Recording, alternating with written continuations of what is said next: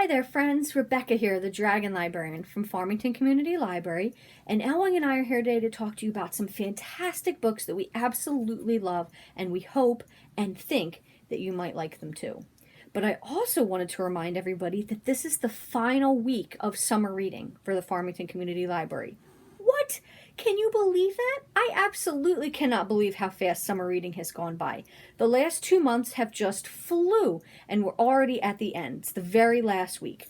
So if you are signed up for the summer reading program, make sure you take this week to fill in any extra hours that you've read, any points you need to accumulate, because this will be the last week that we do it. So that doesn't mean that the summer is ended. We still have an entire month, all of August left, to talk about some really great thrillers that have come out this summer and other things like that. But since it is the very last week of summer reading, I thought let's finish it up with 2 more books that have to do with animals, that are centered around animals as the theme, so that we can fit them in with our Tales and Tales summer reading. As one last hurrah for summer reading, right?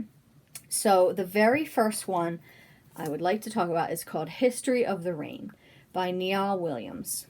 History of the Rain. Now this one is a little bit of a cheat because technically it's not centered around animals, but it does feature animals, specifically the salmon. So this book is just absolutely beautiful. I love it so much. And the reason I like it is because the writing is just really descriptive and beautiful. It's absolutely fantastic.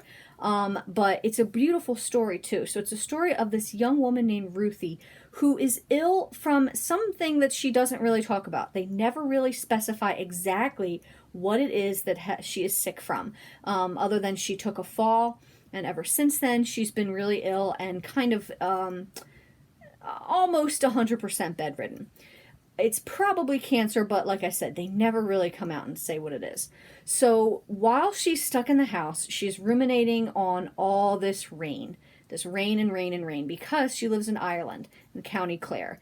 And she's always thinking about this river that is nearby and the history of her parents, specifically her father, who is no longer around. He has left all his books in the house. So she's surrounded by all these books, all this history of her father's, and she is, while she's coming to terms with what's going on with her, she is going through her father's past and learning more about him and the kind of person he is through his books and through the things that he loves. And one of those things was fishing, specifically for salmon. He was a poet, he wrote stories, he wrote a book, and all about this river and water. Water is really the main theme of this book, but salmon also specifically, because that was the animal that he was most interested in. So like I said, the language of the story is just absolutely beautiful to me. I just could not get enough of it. It was so fantastic. In fact, I'd like to read you a little bit of an excerpt from it too, just to see what you think of it as well. If I am alive, this is my book, and my father lives now in the afterlife that is a book, a thing not vague or virtual, but something you can hold and feel and smell, because to my mind, heaven, like life, must be a thing sensual and real. And my book will be a river, and have a salmon in it, leaping inside it, and be called The History of the Rain. And you will know my book exists because of him, and because of his books, and his aspiration to leap up, to rise.